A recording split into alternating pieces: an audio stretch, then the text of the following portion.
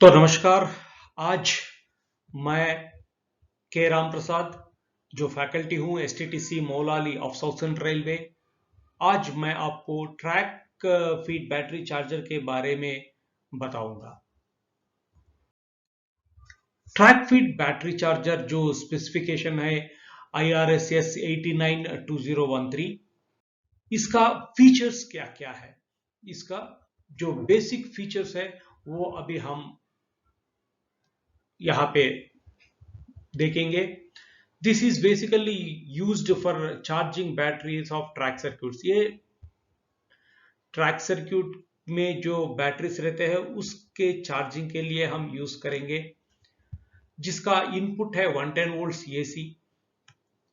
ये एक दो तीन या चार सेल्स को चार्ज करने की फैसिलिटी रहती है इसमें। जनरली 5 एम्प्स और 10 एम्प्स चार्जर रहती है। अगर 5 एम्प्स चार्जर है तो वो 40 AH बैटरी को चार्ज करने की क्षमता रखती है। अगर 10 एम्प्स है तो it is for 80 AH battery. इसमें एक फैसिलिटी है एडिशनल टैपिंग्स ऑफ 90, 95 एंड 100। ये टैपिंग्स अगर हमारे इनपुट वोल्टेज कम है, देखिए कभी कभी लोकेशन बॉक्सेस दूर में रहते हैं रिले रूम से, तो आपका जो इनपुट है 110 वोल्ट्स, वो 110 वोल्ट्स नहीं रहेगा, कभी 90 रहेगा या फिर 100 रहेगा। उसके हिसाब से हमारे लिए इनपुट टैपिंग को चेंज करने की फैसिलिटी भी इस चार्जर में दिया हुआ है। इसमें एक mains on and off switch है। एक ये है mains on and off switch. उसके बाद एक एलईडी मेंस ऑन में है तो एलईडी इंडिकेशन भी दिया हुआ है।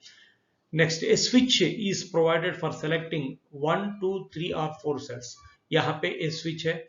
ये स्विच डिफरेंट सेल्स, 3 सेल है तो 3 सेल के पोजीशन में लगाना पड़ेगा। अगर आप QB80 रिले यूज कर रहे हो तो 3 सेल्स रहेंगे। अगर QT82 है तो 3 सेल्स, QB80 है तो 4 सेल्स भी यूज करेंगे, तो उसको 4 सेल्स के पोजीशन में लगाना पड़ेगा। AC इनपुट टर्मिनल्स है और DC आउटपुट टर्मिनल्स है। इसके अलावा एक पोटेंशियल फ्री कॉन्टैक्ट है यहाँ पे, जिससे हम ऑडियो विजुअल अलार्म को रिमोट प्लेस में लेके जा सकते हैं। Next we have a earth terminal. यहाँ पे एक एर्थ टर्मिनल है। This charger is provided with MOVs यानी metal oxide varistors. Input terminal में हमें MOVs लगाया जाता है, 3 MOVs लगाया जाता है as to have such protection। तो ये है आपका DFBC का पार्ट्स। ये है ऑन ऑफ स्विच है। ये है आपका टैपिंग्स 90, 100, 110 का टैपिंग्स है। This is your step down transformer. Next, this is your cell selector switch. 1, 2, 3, 4 cells को सेलेक्ट करने के लिए ये स्विच है। पीछे जो आप देख रहे हो एक चोक है और ये 2 कैपेसिटर्स है फिल्टरिंग के लिए। यह है SCR जो हम AC से DC बनाने के लिए यूज करते हैं। और ये है एक PCB जिसमें एक मिनिएचर रिले भी रहता है, that is used for potential free contact. So ये है कंस्ट्रक्शन पार्ट्स। अगर हम सर्क्यूट में जाएंगे तो ये किस तरह से काम करेगा, देखिए ये है इनपुट टर्मिनल्स। यहाँ पे हमने फेज न्यूट्रल दिया हुआ है। यहाँ पे आप लोगों को 3 MOVs दिखाई पड़ेगा। MOVs for protecting the equipment from surge voltages. यहाँ पे फेज और न्यूट्रल के बीच में एक रहेगा, न्यूट्रल और एर्थ के बीच में, और फेज और एर्थ के बीच में भी एक MOV लगाया जाएगा। So when the switch SW1 is in switched on condition, तो आपका LED जलेगा, मेन से LED जलेगा और ट्रांसफार्मर प्राइमरी को इनपुट आएगा। ट्रांसफार्मर प्राइमरी में जब इनपुट आएगा तो आउटपुट आएगा इस ट्रांसफार्मर में। ये है मेन और ये ऑक्सिलरी। तो इस मेन आउटपुट में जो है हम लोग ये सेल सेलेक्टर स्विच को यूज करेंगे। इस सेल सेलेक्टर स्विच से आपका सप्लाई बाहर आएगा। अगर आप 3 सेल्स में लगाओगे तो 6.6 वोल्ट एसी बाहर आएगा, और इस 6.6 वोल्ट एसी हम इनपुट देंगे एक ब्रिज रेक्टिफायर को BR1। इस BR1 ब्रिज रेक्टिफायर में एसी दिए तो डीसी बाहर आएगा। Through choke and condensers it is filtered and pure DC supply is given out। यह है पॉजिटिव आउटपुट और यह है नेगेटिव आउटपुट। यहां पे आप देखें कि इस पॉजिटिव सप्लाई को हमने टैपिंग दिया हुआ है इस ट्रांसिस्टर को, ये ट्रांसिस्टर का बेस को दिया हुआ है। यहां पे क्या होता है, हम लोग यहाँ पे एक ऑक्सिलरी ट्रांसफार्मर यूज करेंगे सेकेंडरी टैपिंग पे। यहाँ पे एसी सप्लाई को डीसी में बनाया जाएगा रफली अबाउट 12 वोल्ट्स, और इस डीसी सप्लाई को हम यहाँ पे लेके आएंगे और पॉजिटिव सप्लाई इस तरह से सर्किट क्लोज हो जाएगा, क्योंकि ऑलरेडी हमारे बेस में इनपुट है। When the charger is working, input 110 volts AC available और डीसी भी अवेलेबल, देन इस इनपुट में सप्लाई रहेगा बेस में। जब बेस में सप्लाई रहेगा तो ट्रांजिस्टर ऑन होगा और आपका सप्लाई इस तरह से सर्किट क्लोज हो जाएगा। नेक्स्ट कंडीशन में इनपुट सप्लाई है लेकिन आउटपुट नहीं है, शायद ये ब्रिज रेक्टिफायर खराब हो गया या फिर किसी भी रीजन से आउटपुट नहीं है, तो हमारा सप्लाई जो है ये इस तरह से आने वाला सप्लाई नहीं रहेगा, यानी इस बेस को सप्लाई नहीं रहेगा, तो ये ओपन हो जाएगा। उस कंडीशन में क्या होगा, ये जो सप्लाई आ रहा है यहां से ऑक्सिलरी ट्रांसफार्मर से, ये वाया रिले सर्किट क्लोज हो जाएगा।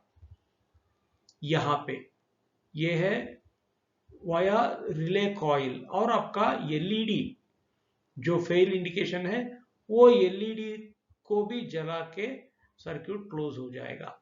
यहां पे इसके पहले सर्किट इस तरह से आ रहा था, अब क्योंकि बेस में सप्लाई नहीं है और ये ट्रांजिस्टर ओपन में है, तो मेरा सर्किट क्लोज होने का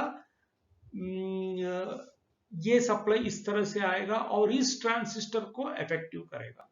जब यहां पे सप्लाई आती है तो ये रिले कॉइल के द्वारा सर्किट क्लोज होके आपका सर्किट क्लोज हो जाएगा। और ये रिले कॉइल को सप्लाई आया, ये एक मिनिएचर रिले है जो आपके पीसीबी में रहेगा। अब ये मिनिएचर रिले पिकअप हो जाएगा, तो रिले फेल हुआ, अपना चार्जर फेल हुआ तो ये रिले पिकअप हो जाएगा। चार्जर काम कर रहा है तो मिनिएचर रिले ड्रॉप में रहेगा।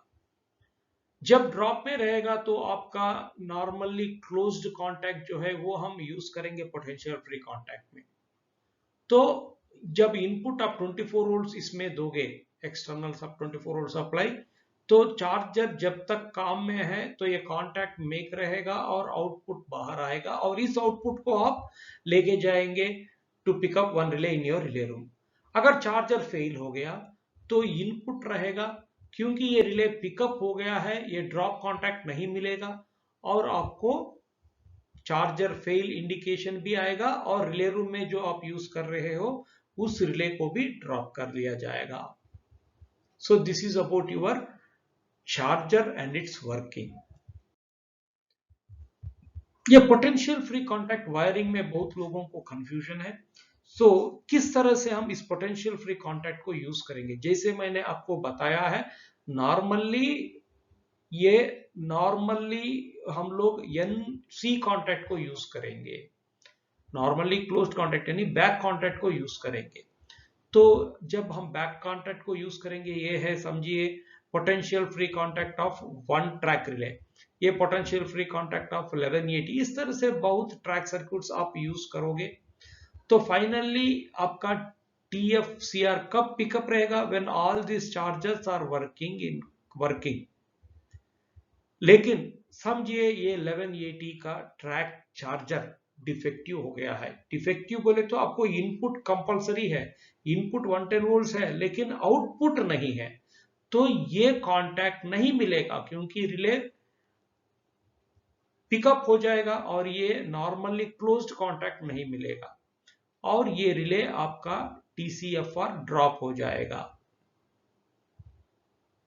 This is a normal working. कभी कभी कुछ चार्जर्स में NO कांटेक्ट भी यूज होगा, कभी कभी कुछ चार्जर्स में NO contact, as per RDSO NC contact को ही हमें यूज करना है, as per RDSO NC contact. लेकिन कुछ chargers, for example epsilon make है, उसमें NO कांटेक्ट यूज किया जाएगा।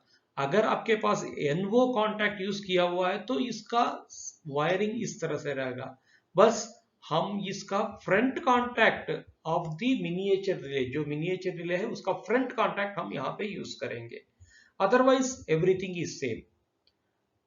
किस तरह से हम जानेंगे कि ये सही तरह से काम कर रहा है या नहीं? देखिए, इनपुट अगर है, आउटपुट भी है, तो समझिए रिले पोटेंशियल फ्री कांटेक्ट का कंटिन्यूटी आएगा। आप कंटिन्यूटी चेक करना चाहते हो, क्या पोटेंशियल फ्री कांटेक्ट सही तरह से काम कर रहा है या नहीं, तो उसके लिए इनपुट रहना चाहिए। आउटपुट अगर आप ब्रेक करना चाहते हो तो किस तरह से ब्रेक करेंगे? आपका जो 1 2 3 4 सेल सेलेक्टर स्विच है उसको बीच में लगाइए, 2 में या 3 के बीच में, कहीं पर बीच में लगाइए ताकि आउटपुट नहीं आए। जब आउटपुट नहीं रहेगा तो आपको ये कांटेक्ट जो आप अभी बता रहा हूं ना, ये कांटेक्ट का कंटिन्यूटी नहीं आएगा।